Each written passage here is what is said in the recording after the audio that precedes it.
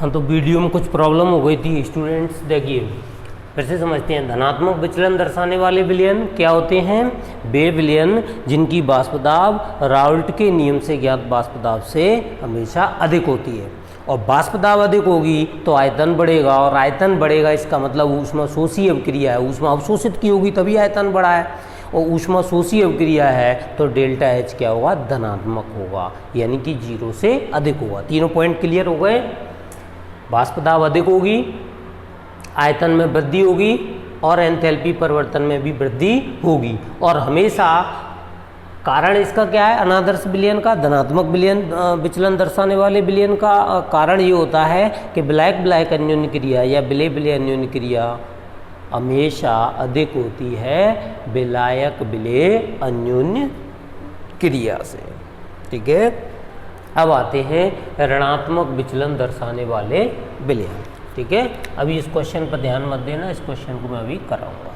तो अब देखो ध्यान से, ऋणात्मक विचलन दर्शाने वाले विलयन के लिए जस्ट इसका उल्टा करना है, कुछ नहीं करना, इसका उल्टा करना है तुम्हें।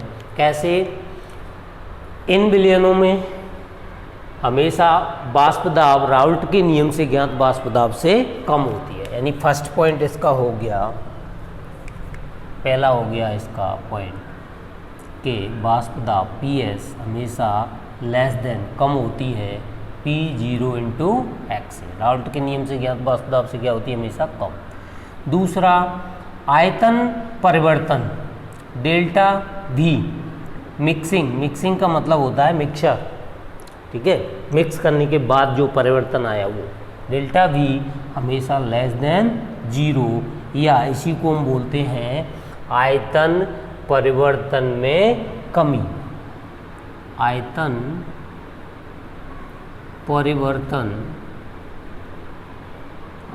परिवर्तन में कमी। तीसरा होता है डेल्टा H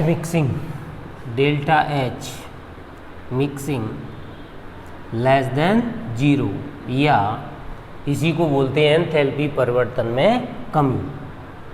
एंथैल्पी परिवर्तन में कमी।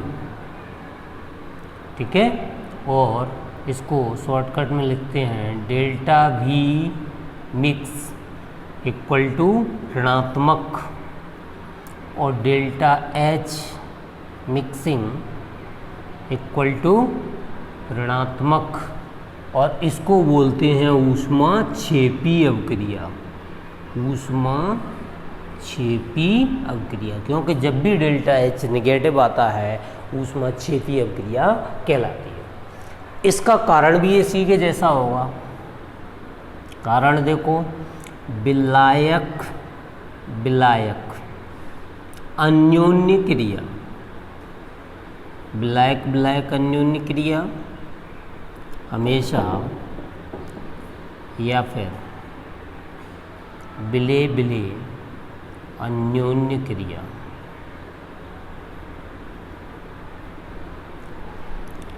हमेशा कम होगी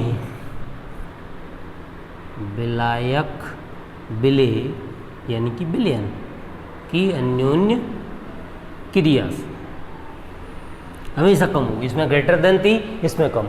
अब मुझे ऐसा एग्जांपल देना है जो इसमें कमी लाए। कैसे लाएगा? देखो कुछ ऐसे एग्जांपल होंगे, मैं बताता हूँ कौन से होंगे। जैसे मैंने ले लिया क्लोरोफॉर्म, आप सब क्लोरोफॉर्म तो जानते होंगे। क्लोरोफॉर्म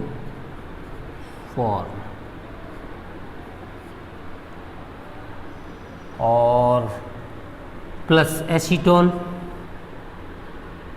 जानते हो? एसीटोन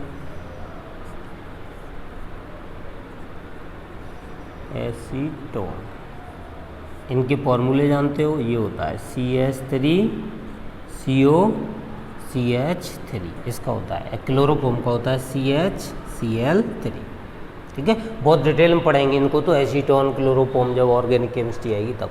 मैं इस चीज़ को थोड़ा ऐसे लिखना चाहता हूँ, CO, यहाँ पे ऐसे CH3 और इधर CH3, और क्लोरोफॉर्म को ऐसे लिखना चाहता हूँ HCCl3। कैसे लिख सकते हैं? ध्यान से देखो तो ये कार्बन से ऑक्सीजन अधिक ऋण विद्युतीय है तो ये कैसा होता है? ऋणात्मक। और ये कार्बन से हाइड्रोजन कम ऋण विद्युतीय है तो कैसा होगा? धनात्मक। और इन दोनों के बीच क्या बन जाएगा? जैसे ही ये अलग अलग थे, मान लो ये अभी अलग अलग है, अभी मैंने मिलाए नहीं है, तब देखो इनके अणुओं के बीच कोई विशेष आकर्षण नहीं है क्योंकि हाइड्रोजन बंध इनमें है नहीं, इसके अणुओं के मध्य हाइड्रोजन बंध बन नहीं रहा, इसमें भी नहीं बन रहा। हाइड्रोजन बंध के लिए क्या होना चाहिए? FON, फॉन, मतलब फ्लोरीन, ऑक्सीजन या नाइट्रोजन। इन तीन तत्वों में से फ्लोरीन, ऑक्सीजन या नाइट्रोजन, फॉन होना चाहिए। तीन में से कोई भी एक तत्व भी होगा तो हाइड्रोजन बंध बन जाएगा, लेकिन हाइड्रोजन तो कंपलसरी है हाइड्रोजन बंध में। तो देखो इसमें ऑक्सीजन तो है लेकिन इसके साथ में कहीं हाइड्रोजन नहीं है। इसमें तो थी, देखो ऑक्सीजन के साथ में हाइड्रोजन थी, इसमें नहीं है। इसमें भी ऐसा नहीं है, हाइड्रोजन है पर ऑक्सीजन नहीं है, या नाइट्रोजन नहीं है, या फ्लोरीन नहीं है, तो इसमें भी नहीं बन सकता आपस में, उसमें भी, मतलब आपस के अणुओं में हाइड्रोजन बंध इनमें नहीं बन सकता। ठीक है, जब आपस में नहीं बन सकता तो इनको मिला के देखा, विलयन बनाया। जैसे ही इनको मिलाया तो देखो क्या हुआ, CH3CO, CH3 HCCl3, इस पे ऋण और इस पे धन, तो दोनों के बीच क्या बन गया? Hydrogen bond, H bond. मतलब इनके अणुओं में आपस में कोई प्यार मोहब्बत नहीं थी, इनमें भी कोई प्यार मोहब्बत नहीं थी, लेकिन जब ये दोनों मिले और मिलते ही जब विलयन बने तो मिलते ही इन दोनों में क्या हो गया? प्यार हो गया, मोहब्बत हो गई, तो आपस में क्या हो गए? पास पास आ गए। ये पहले अणु इनके क्या थे? दूर दूर थे, और विलयन बनने के बाद अणु क्या आ गए? पास पास। जब अणु पास पास आ जाते हैं तो बताओ आयतन में क्या हो गई? आयतन भी मिक्सिंग क्या हो गया? विलयन का कम, निगेटिव हो गया, कमी हो गई। आयतन में क्या हो गई? कमी। जब आयतन कम हो गया मतलब अणु पास पास आ गए तो वाष्प अवस्था में नहीं होंगे, यानी वाष्प दाब कम बन रही है। अणु पास पास आने का मतलब वाष्पित नहीं है, वाष्प दाब कम बन रही है। इसका मतलब जो PS है, विलयन की जो PS है वो क्या होगी? हमेशा कम। किससे? राउल्ट के नियम से ज्ञात वाष्प दाब से कम होगी, यानी हमेशा राउल्ट के नियम से ज्ञात वाष्प दाब यानी P0 × x से क्या होगी? कम। जब वाष्प कम बन रही है, आयतन में कमी हो गई, अणु पास पास आ गए। अणु पास पास कब आते हैं? जब ऊर्जा निकलती है, जब उनमें आकर्षण होता है। हमेशा कभी देखो किसी भी चीज़ में आकर्षण होगा तो ऊर्जा निकलेगी, और प्रतिकर्षण होगा तो ऊर्जा अवशोषित करेंगे। इसमें ऊर्जा अवशोषित हो रही थी, अणु दूर जा रहे थे, इसमें ऊर्जा का क्या हो रहा है? निकल रही है तो मतलब अणु पास पास आ रहे हैं, आकर्षण हो रहा है। तुम किसी चीज़ को खींचते हो, आकर्षित यानी खींचते हो, तो तुम्हारी ऊर्जा निकलती है कि नहीं? ऐसे ही जब अणु आपस में एक दूसरे को खींचेंगे तो ऊर्जा का क्या करते हैं? उत्सर्जन करते हैं। और जब ऊर्जा उत्सर्जित होती है, ध्यान देना, जब ऊर्जा उत्सर्जित होती है तो क्या होता है? डेल्टा H, एंथैल्पी में क्या होगा? निगेटिव मान होगा हमेशा। एंथैल्पी का मान जब भी निगेटिव आए, ऊर्जा उत्सर्जित होती है। मतलब ऋणात्मक विचलन दर्शाने वाले विलयन कैसे होते हैं? जिनकी वाष्प दाब कम होती है, जिनका आयतन भी कम होता है, जिनकी एंथैल्पी परिवर्तन भी कम होती है, और हमेशा विलायक विलायक अन्योन्य क्रिया। देखो जरा, विलायक विलायक, मान लो ये विलायक है, विलायक विलायक अन्योन्य क्रिया या फिर विलय विलय अन्योन्य क्रिया हमेशा विलायक विलय अन्योन्य क्रिया से क्या होती है? कम है भी।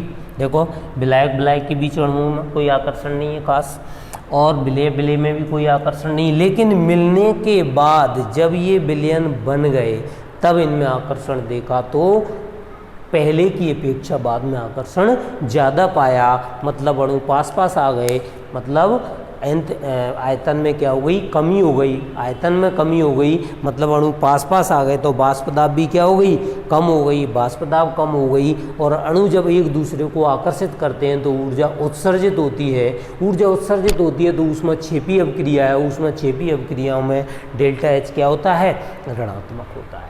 तो इसके सारे पॉइंट देखो तुम्हारे सामने हैं।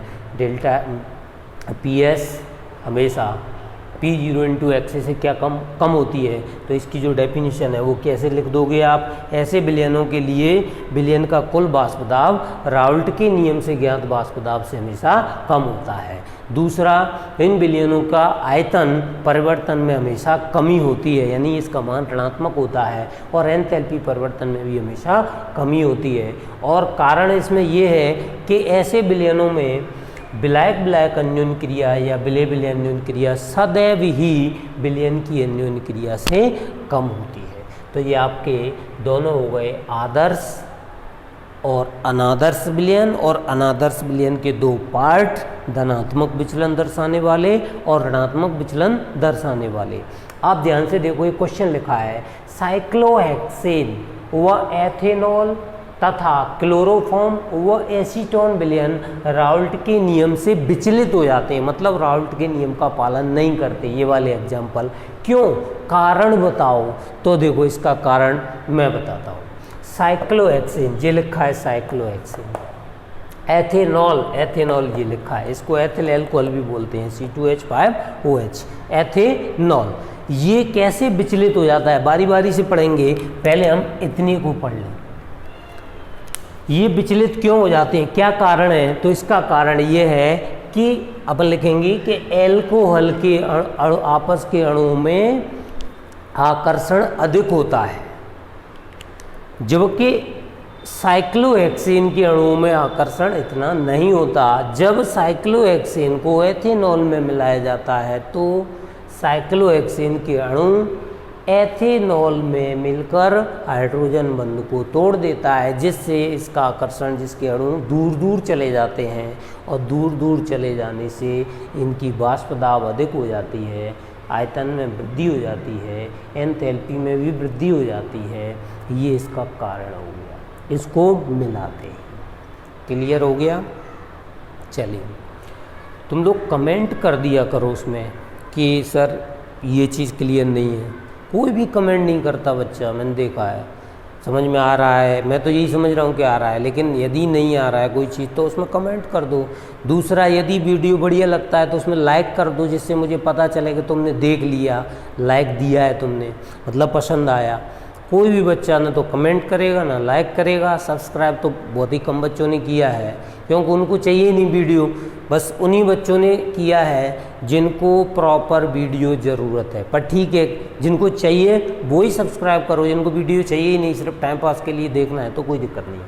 अब आता है दूसरा, इधर हो गया। दूसरा क्या है, क्लोरोफॉर्म व एसीटोन विलयन। क्लोरोफॉर्म और एसीटोन, क्लोरोफॉर्म कहाँ है, जे रही CH3, एसीटोन कहाँ है, CH3CO, ये क्लोरोफॉर्म और एसीटोन दोनों जब अलग अलग थे तब देखो इनमें कोई आकर्षण है विशेष, हाइड्रोजन बंध वगैरह नहीं है, इसमें कोई आकर्षण है नहीं है। दोनों में थोड़ा बहुत है लेकिन कोई विशेष आकर्षण नहीं है, हाइड्रोजन बंध वगैरह ऐसा कुछ नहीं। जैसे ही इसको मिलाया तो मिलाते ही इनके बीच में बन गया हाइड्रोजन बंध। तो हाइड्रोजन बंध बनते ही अणु क्या आ गए, इनके पास पास आ गए। अणु पास पास आने से आयतन में क्या हो जाती है, कमी हो जाती है, और बाष्प दाब भी क्या हो जाती है, कम हो जाती है। जब अणु पास पास आएंगे तो बाष्प दाब तो कम हो ही जाएगी। और दूसरी बात, एंथैल्पी परिवर्तन, मतलब अणु पास पास आते हैं, मतलब इनमें आकर्षण है तो ऊर्जा क्या होती है, निकलती है। और जब भी किसी से ऊर्जा निकलती है तो ऊष्माक्षेपी अभिक्रिया कहलाती है। ये तुम्हारा हो गया ऋणात्मक विचलन दर्शाने वाले अनादर्श विलयन। ठीक है, ये वैसे मैं एक ही पार्ट में बनाने वाला था, धनात्मक विचलन दर्शाने वाले और ऋणात्मक, लेकिन वो प्रॉब्लम हो गई थी कुछ, तो मुझे 2 वीडियो करने पड़े। इसका अलग हो गया, धनात्मक विचलन दर्शाने वाले और ऋणात्मक विचलन। ठीक है।